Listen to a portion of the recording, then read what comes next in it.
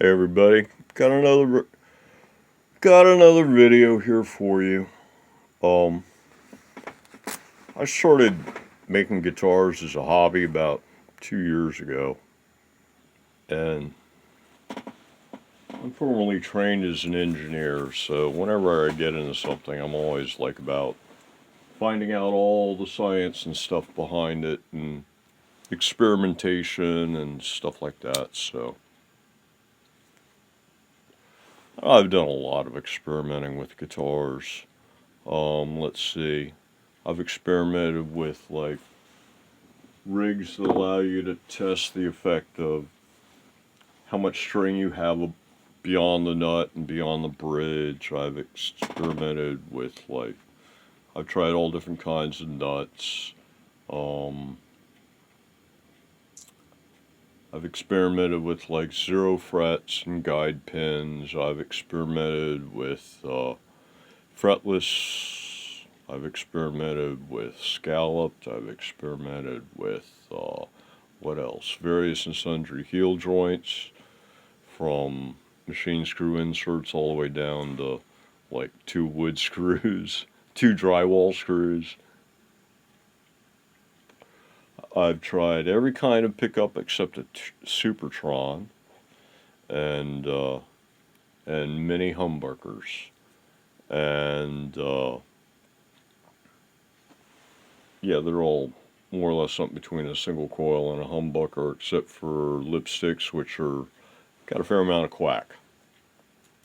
And in the end, just slap an EQ on the front end of your pedal chain and you make anything sound like anything. So there you go. But yeah, this is really weird. I'm looking at a piece of wood and telling you about guitar experiments. So the deal is that this is the latest experiment, and I thought I'd share it with everybody. I was just kind of running down the guitar from the top to the bottom, trying to list some of the things that I've experimented with.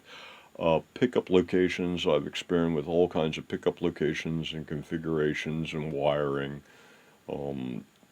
Phase and single parallel and taps and all that stuff, and uh, using volumes as like wiring a guitar up with lots of pickups like it's a mixing board and stuff like this. And yeah, it actually works, and that's probably the best way to do it, really. Um, and all kinds of stuff I've experimented with, and finishes, and almost every aspect. String through versus, top loader, and all kinds of stuff. I played around with, spring weights on Floyd Roses, but okay, I think by now you get the idea. So, this is the latest experiment, and what I'm testing out here is okay, one of the things I've been thinking about recently was like, in the end of guitars, like, a handful of hardware and some wood. And really what tends to set guitars apart is the wood. And so, yeah. And all other things being equal, if you took the same exact guitar and executed it in some kind of a natural or stained wood finish versus a painted finish, the natural one would probably look better. So, this particular test is involving some reclaimed wood that's got, I don't know, decent enough grain for plywood, and some purple stain. I was going to go with red or purple. They tend to be my more favorite. It's kind of a purple burgundy thing. I really favor that color.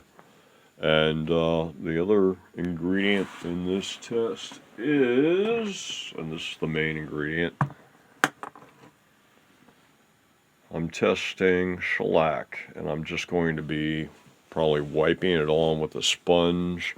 I've already done some preliminary tests on another piece of wood. Let me grab that. Okay, so yeah, this was the piece of wood from the previous test. This is Oh, I hit it with some yellow. When I hit it, I think I hit it with something darker first, and then I hit it with the yellow, and but when I hit it with the shellac, I think it kind of made stuff bleed. Maybe I didn't let it dry long enough.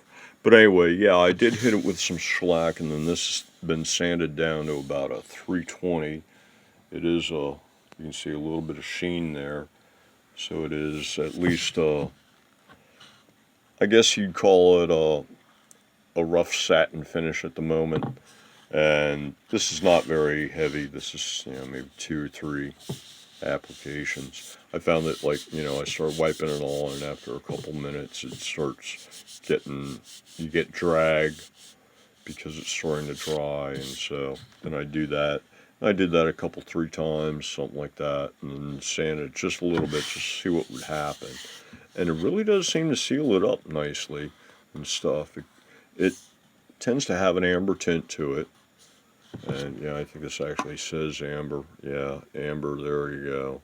So, and even your quote unquote clear shellacs, suppose it's the dryers or something that gives it the tint.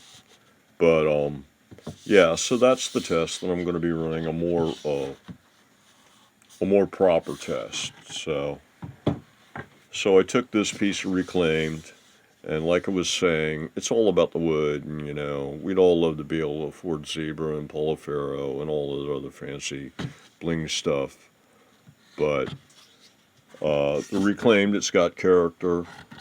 You can do some good vintage with this, this kind of material. Obviously, it's plywood, so that's another issue.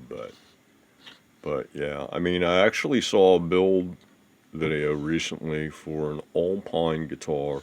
They did a plywood in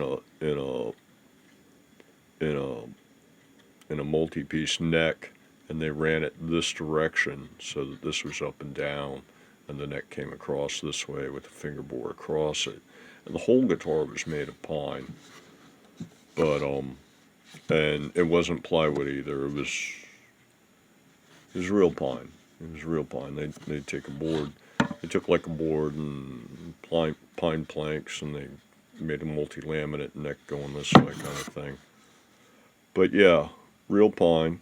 So yeah, I mean, it's soft, but hey, you got a truss rod in there in order to keep things straight anyway. So, and pine is definitely strong enough in the compression direction, pushing down on it to hold the 70 to 80 pounds for a set of 8s, and maybe 10 or 20, 30 pounds more for heavier strings. So yeah, pine will pine's probably going to get the job done. So that means that something like that, a 2x4, not free preferably, is going to become a viable choice for a neck material actually. And pine, especially spruce, tends to have a really good specific stiffness, which means that it might transmit vibrations well or maintain them, not kill frequencies as much. It might be bright like maple. So you never can tell. I'm probably going to be doing some experiments in that direction too. But anyway, here what's going on is I just took this reclaimed, and this is some sort of pine. I don't know what kind. And I hit it back a bit with some 60 grit in order to clean it up a little bit. And then I threw some stain on, and this is actually the grain, and this is the stainable portion of the wood. And yeah, the purple's pretty dark, so I started sanding it back. I sanded it back here, I sanded it back a little bit here, but it's not all dry yet. So I'm going to go ahead and let this dry. Then I'll sand it back to get it to more purple like that. It'll look different once it dries. And then I'm going to hit it with some shellac, and we'll see what's up. So, back in a bit. Okay, pretty much dry here, and I've sanded it back a bit so that it's not quite so dark. And I'm going to slap on some shellac and see what happens here. Okay, got the shellac open, got a little foam pad thing for one of these like drill attachments. Figure I'd just use that as a spreader. So let's see what happens here. Is this going to be like all those high-end guitar builds and you put the magic liquid on and all of a sudden it turns into a beautiful guitar? Oh wow. Oh wow. Well, that's interesting. Now I'm looking at it through the camera, so I see what you see. Now I only like sanded back about this far. So yeah, I guess that's going to be that'll be our line here for how much we're going to actually do. And it definitely has some amber to it. So yeah, there you go. One coat. Yeah, it's way amber. So, okay. Wait and see. I'll be back. Okay, it was almost tack dry, so I went ahead and took the sponge there and hit it up once more. It's the parts that take the stain quickly. Can't really see the purple at all, can you? It's just kind of dark blotch. That's okay. Dark blotch can be cool. Yeah, the parts that take the stain quickly also seem to absorb the shellac a lot faster or deeper. Now, of course, this wood is not really sealed, so to speak, before I'm doing this, so. So anyway, yeah, that's coat number 2 is drying now. Drying times are real short, 5-10 minutes, something like that. So that's one of the cool things about this is it looks like it could be something that you can do quick and easy without, a lot of buffing and all that kind of stuff. So I'm keeping my fingers crossed. Basically what it boils down to is I've kind of figured out that like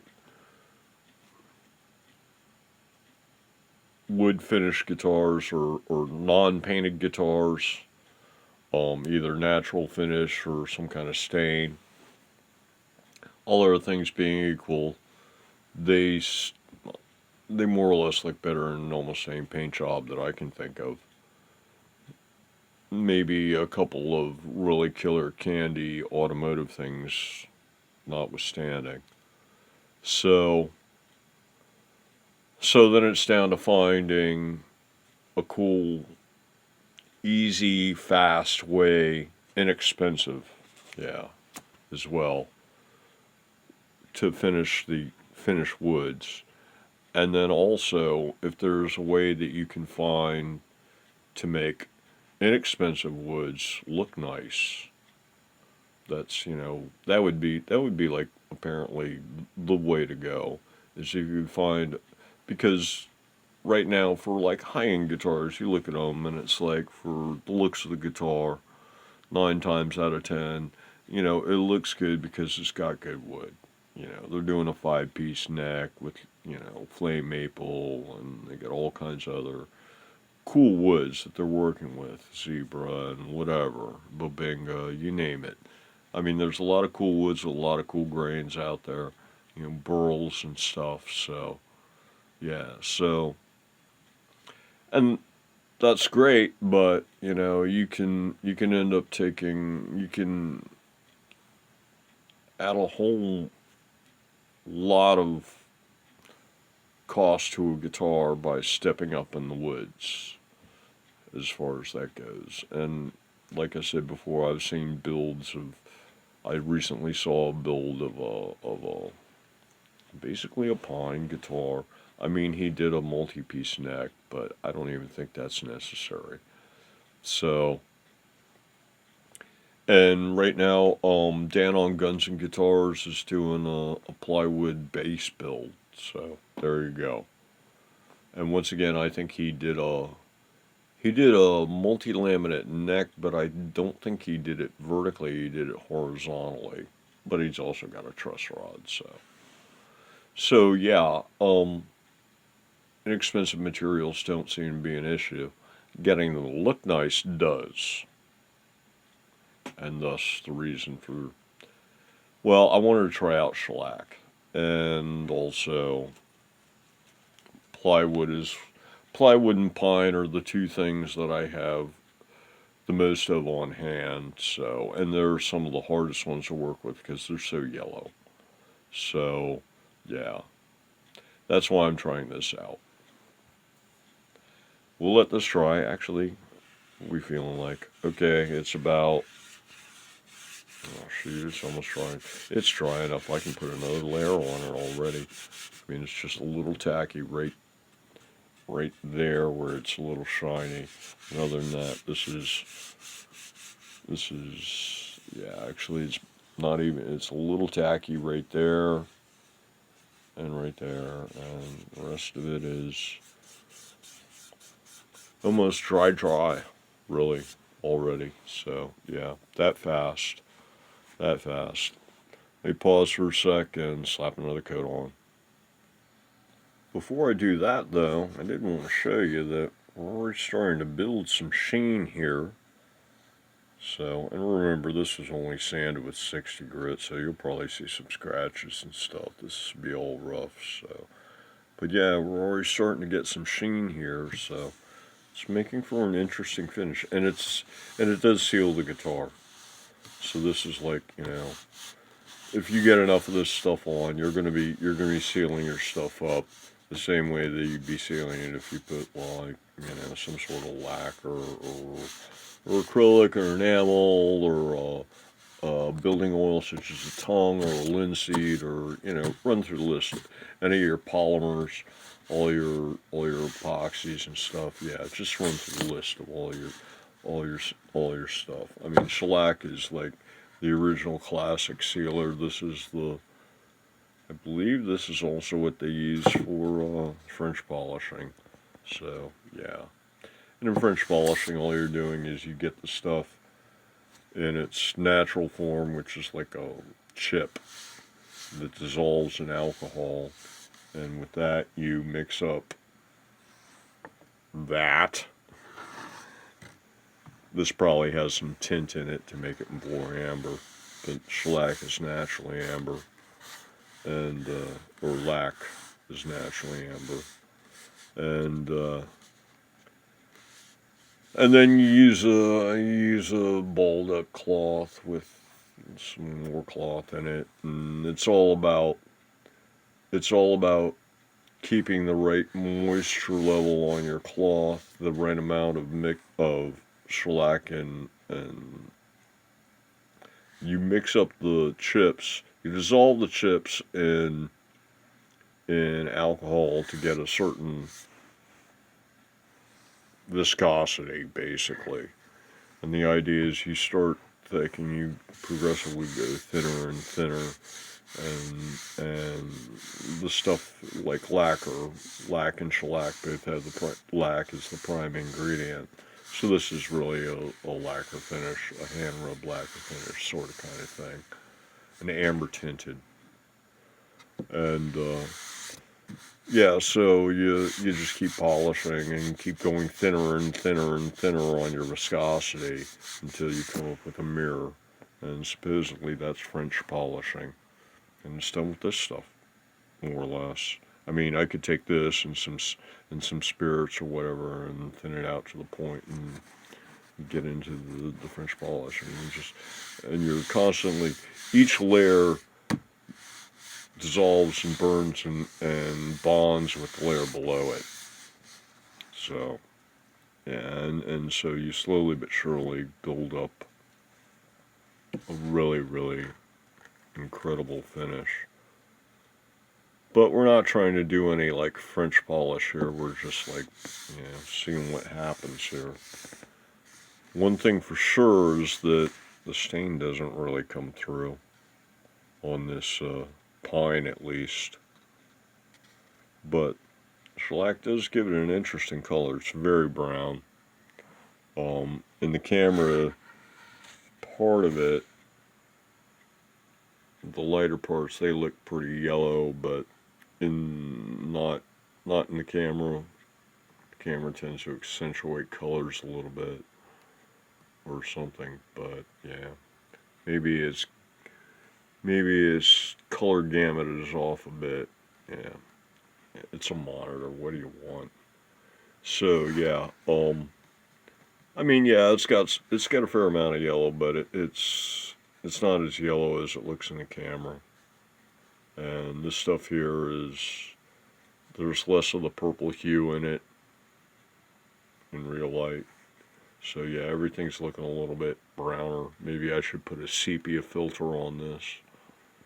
But, well, wait and see.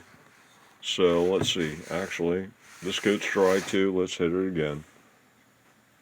I'm not going to dip it in yet. Let's see how much is left on the sponge. And it looks like there might be enough on the sponge. Seems to be a fair amount actually left. So, yeah, it's coating pretty well. Getting a little drag, but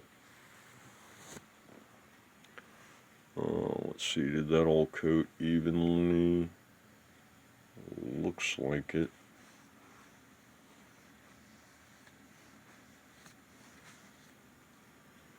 Okay, I think I'll do it for what is that, 3? And this thing's going to need more shellac on the sponge next time for sure. Alright, let that dry. I'll be back. You don't need to listen to me ramble while it dries, so. Okay, that purple turned out so dark. I think I'm going to sand this part back a bit and try some red. Okay. I hit it up by hand with some 60 grit for, I don't know, a couple minutes. Just worked on it for a couple minutes, not even 5 minutes. And it's cleaned up and ready to get some red stain on it. Hit it with some red. This side's already dry. Starting to look kind of shiny after, what is this, 3 coats? And yeah, this hasn't been sanded at all or anything, so. And it's feeling, well, first of all, you can obviously see scratches. So this would be a relic guitar kind of a thing. This would be a relic build kind of a body, I suppose. But, I mean, already you can make a guitar with character just doing this kind of a thing. It hasn't quite dried. It's still just ever so slightly tacky to the touch. But once it dries, it should be pretty, like, slick. Or it pretty much feels that way, So, yeah, it's looking good. I mean, it's like, hold on, let me find that other piece again. Yeah, here's the earlier test. I mean, this stuff is like, it's like plastic, so I'll be back. Okay, got the Keda red dye mixed with water, not alcohol. And got my paper towel for using as an applicator. Toilet paper I found just crumbles when you're trying to do this, especially on something it's only sanded to 60, but that really doesn't seem to make a difference. I mean, I can do this 2000, toilet paper probably still crumbles. So another thing I noticed is that when I was doing wherever it is here, hold on a sec. I want to show you something. Okay, here's the X5 after hand finishing it. I just did a video on this. But as you can see, there's actually a few scratches or scratch marks in it. And I think what it is that I've gotten to the point where I can get these things so mirror glass smooth that the actual tissue I'm using at the very final stages, I think really in the waxing, in the buffing of the wax, is actually so rough that it's leaving scratches in the finish that weren't there. So yeah, that's another thing that it looks like tissue is not suitable for with guitars, but everything else I found that, like, just toilet paper or whatever works fine. Cheap toilet paper. And then, like I said, when I'm doing the stain work, I step up to real paper towels because TP just crumbles when you're trying to stain something. So, got my paper towel all nice and folded up to create a tool. Try to do it all nice and neat. Precision in all things. Ben Crow, Crimson Guitars. That's where I learned to build guitars from, and I just learned by, watching them on YouTube. But hey, you got the internet, you can choose. When the student goes to find a master, you can choose just about anybody you want on the internet, and that's who I happen to choose. So, and I would recommend him as a good instructor. So, anyway, yeah, let me get this other piece and we'll get back to the experiment. Okay, time for some red. See if I can do this one-handed.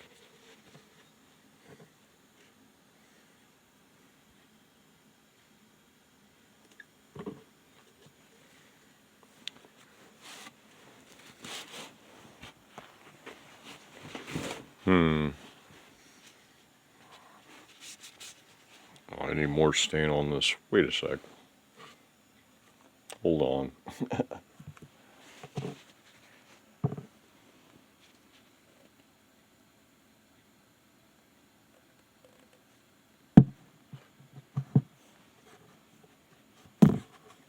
Okay, I didn't want to pour it right on the wood because it'll usually just leave a bad spot. Looks like I'm going to have to hold this with the left elbow and hold the camera with the left hand. And I still need more stain. What's going on here? No fun. No fun at all. It is definitely turning red though. Alright, hold on a sec. Give me a minute here, folks. Okay, now it's working a little bit better. Actually spilled a few drops on there by accident, but yeah, now we're getting some red. And yeah, we need even more. Let's try it this way. Is this in camera? The light's not good. Hold on, sorry about this. This is very impromptu.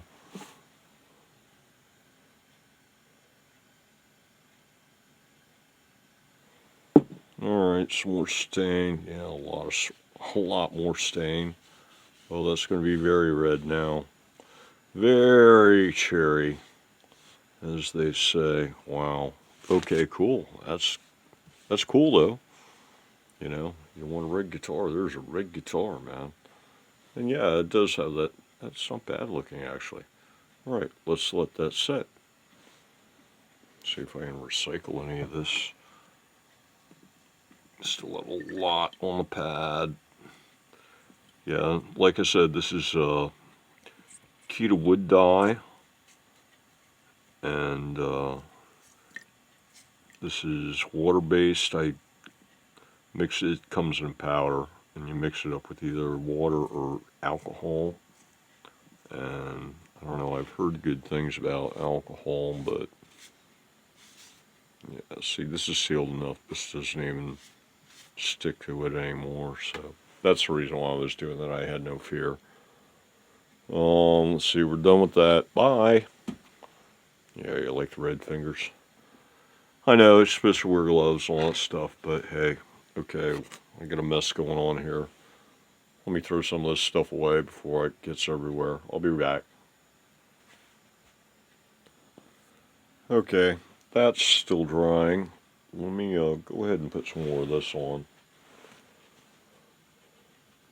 Put some more on the sponge, because I pretty much used up all that I had from the first time I dipped it in the can. And away we go. Another layer. Are we dry enough? We might be not dry enough to try. Let's see what happens.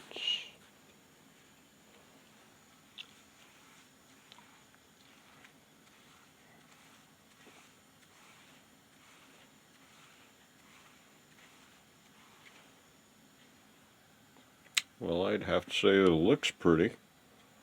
If we can get it to build up to that level and get it to that sheen, that'd be sweet. That would be sweet. Now, alright, I'm going to set that aside, let that dry for a sec. Be right back. I got an idea. Okay, so here's my idea. This thing's already got 3 or 4 coats on it. It's been sanded at probably 320. I mean, it's pretty darn smooth. This feels like, you know, a finely done kitchen table kind of a thing already. So, I'm just going to go ahead and take a little section here and do the hand finishing trick and see what we get.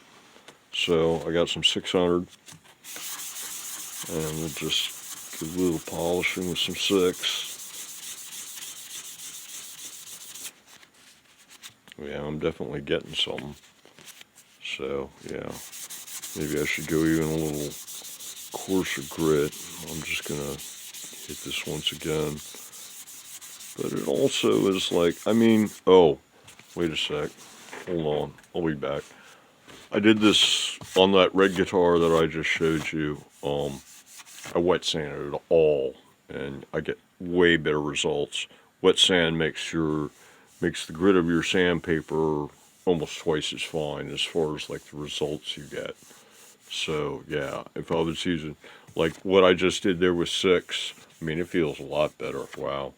But yeah, if I wet sanded that, it'd be like dry sanding it with 1200. So let me get some water. Actually, hold on. Okay, kids, don't try this at home, but I'm too lazy to go get water, so we're gonna wet sand with Heineken.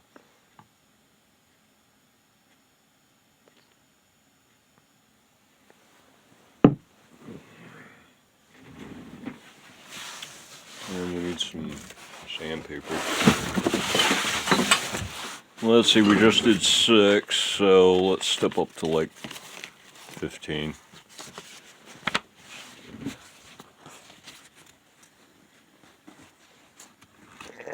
Come on, Tara. There we go, some 15. Get it wet. There we go, all nice and wet. Oh, that's beautiful, isn't it? And then we sand. And you'll get a bit of a slurry going, maybe.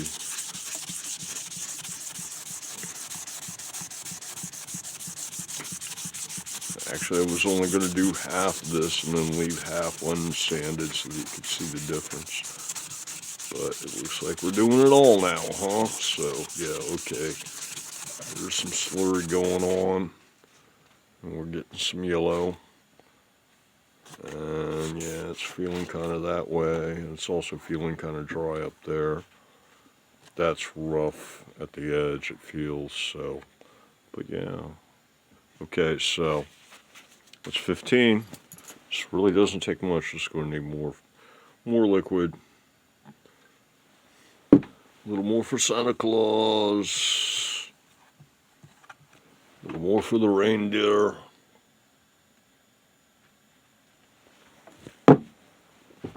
Cheech and Chong. Alright, 2000. Or some 2. Got some 2000 down here somewhere.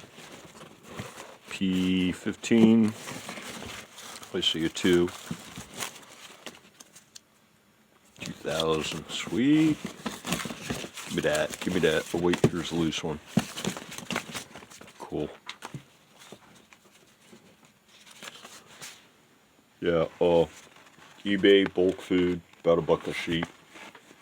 It's really the best deal I've found for sandpaper. Alright, so we got some 2. You see there's a right way to fold this and turn it into a real tool, but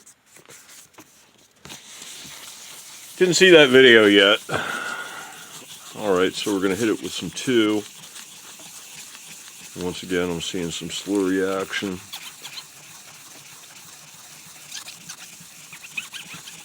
And use a little bit of pressure this time. I mean, I got the water as the lubricant, so We're getting just a haze of yellow on it. And we're feeling kind of glassy actually in places. Yeah, very glassy there. Now, once again, this only has like 3 or 4 coats of the shellac on it. So, but yeah, it might be possible to polish this stuff up. Super duper. Okay, now it's time for, speaking of polishing, we need the polishing cloth, which is notoriously hard to find. I have the, nope, yeah, okay.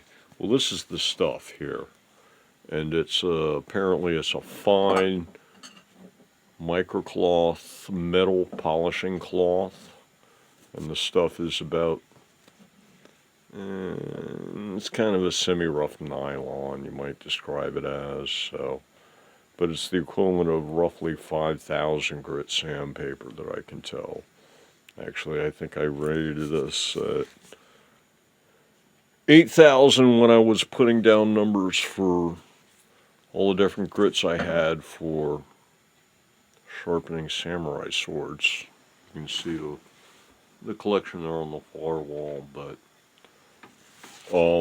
yeah, I had river stones and stuff going from 100 all the way to like 10,000 or something. Okay, so anyway, right now we're looking for some 2,000. We got some 2,000. No, we're looking for this stuff. I got a small one around here. Give me a sec. You don't need to see me rummage. What the fuck is wrong? Okay, here we go. There's the small piece I have cut out already. So yeah, you can see it's pretty fine and pretty soft. And this one's also, you know, well used. So let me get this thing wet. And a little bit for Santa Claus. Well, it's time for another beer. Alright, so here we go. Spread it around. And just a little elbow grease.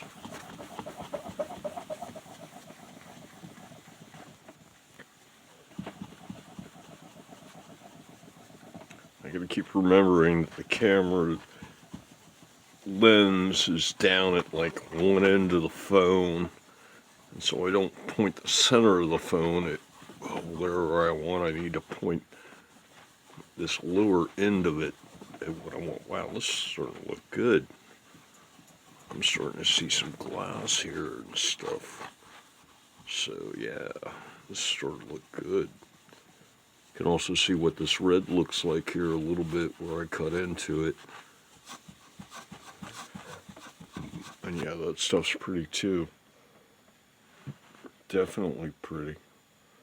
Definitely pretty. Alright, let me dry it off so we can see if the proof is in the pudding or not.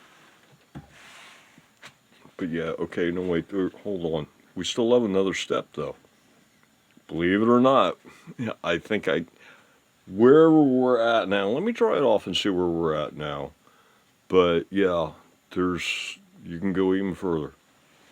So hold on. Okay, so yeah, I'm kind of psyched here to tell you the truth, man. This thing's starting to turn out surprisingly well. I got some tissue here. Let me go ahead and dry it off. Terrible waste of Heineken, but hey, it was for a good cause, right? And we're getting some yellows. And okay, so this is after that micro metal polishing cloth, whatever it is. I got it at either like Lowe's or Depot. I've noticed that, you know how it is, it's like they sell stuff, and then as they figure out what they buy and stuff, the more esoteric stuff goes away, which is life when you shop at a big box, man. So, alright, hold on, I need beer. I'll be back. I used it all up on this thing. What's up? You guys want to be on TV or something? Yeah, so like I was saying, last time I went to, I guess it was Lowe's actually was the big box in question. Uh, I could only find like, carpentry level grades of grits of sandpaper. They went like extra fine and stuff. I don't think I could even find 400. So, most sad, most depressing. But anyway, okay, yeah. Here we're at. This is dried off. It's feeling smooth, but it's not really looking that glossy. Let me get it in the light and see if we can catch some rays off it. Yeah, this is, yeah, I'd give it a satin at best. Were you checking this out? What's the matter, you camera shy? Yeah, I'd give it a satin at best. Yeah, yeah, a satin at best still. Alright, but like I said, we still have further to go. I mean, if you look close, you can see that it's not totally sanded and plain flat and stuff like that, and hasn't been grain filled or any of that stuff. So yeah, the stuff down in the nooks and crannies is still shinier, but hey, gives it character, right? That's actually, I'm beginning to, as far as like my personal tastes and builds, I'm starting to think that, look at that, man. I mean, you kind of got it all here. Look, you you've got that shine, you've got that color, you've got that grain pop, you've got some texture. I mean, yeah. I mean, this would make a beautiful guitar. This would make a beautiful guitar. Smears and all on the grain pop and everything. I don't know how that. I've done some. I got to tell you, I've done some really cool textures in my day by accident. Okay, by accident. The rose. Go look at my video on the build called the rose. That thing was what you call a happy accident.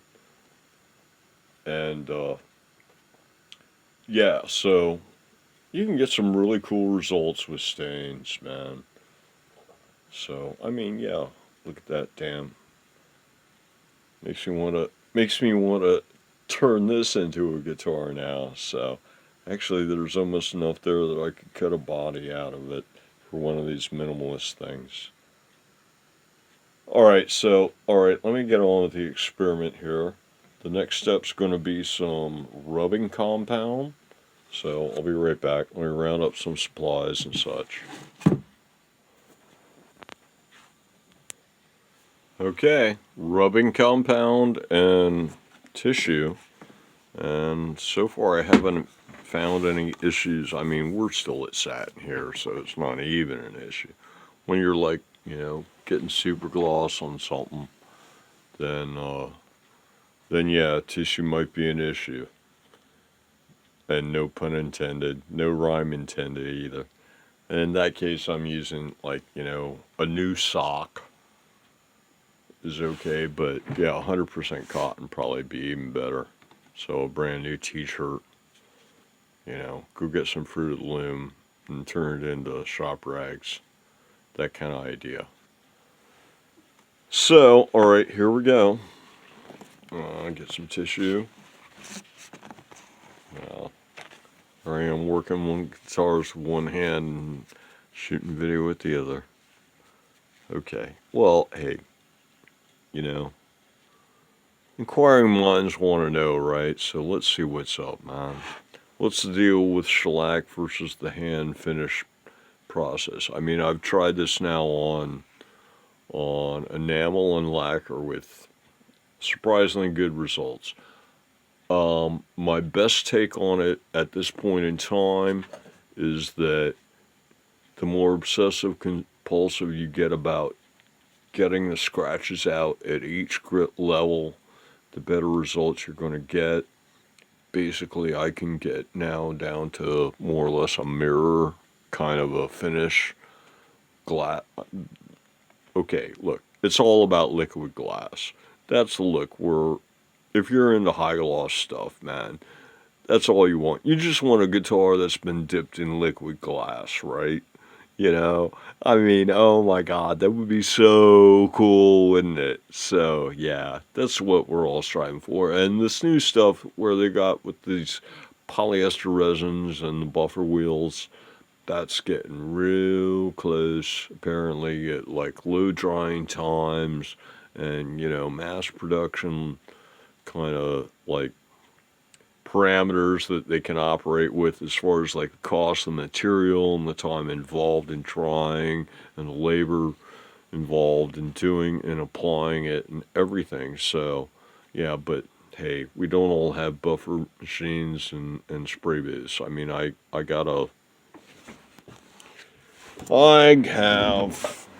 slowly but surely trying to automate this a little bit. So yeah, I've got my bench grinder here. I mean, I'm a hot rodder, so I've had a few tools, and a bench grinder is one of the things that a real hot rodder needs. And yeah, so I took my bench grinder and yeah, hang my head in shame as a hot rodder. I converted part of it to a buffer, and no, I'm not the kind of hot rodder who thinks that paint makes the car goes faster. I'm a serious race car engine builder, to tell you the truth. I built some insane stuff when it comes to cars. Truly insane. And once again, I'm not bragging. Yeah, I'm just weird, man. All right, so here we go. We got some rubbing. Let's do it. Do it to it, as my Spanish instructor used to say. Yeah, check this out. You needed 2 years in order to graduate, 2 years of a foreign language. So I took like Spanish 1 when I was a freshman,